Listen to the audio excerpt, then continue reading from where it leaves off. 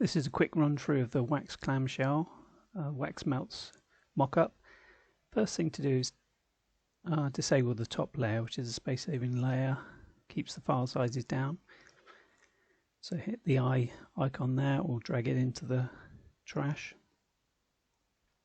To change the colour of the wax, you select this hue saturation adjuster here. This should reveal properties panel here where you can just slide to change the colour. Hopefully you can find all the colours you'll need.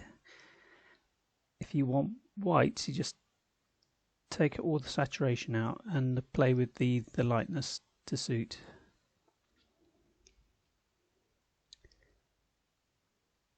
There's an optional shadow which you can turn on and off. Obviously you can dial down the effect of the shadow. Also there's a optional background which you can disable, and there you've got transparent background. You can have a solid white background.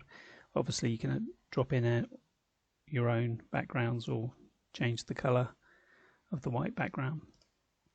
Now to add your design to the label, all you need to do is select this layer here, double click the smart object, or go to layers, smart object, edit contents, and here's a label that I've created, but just file, place embedded, find your own label and place it on and resize as required.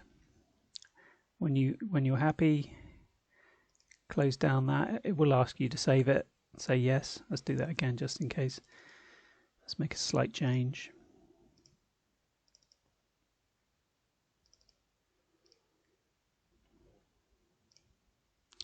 So we close it and let's say, do you want to save it? You must remember to say yes.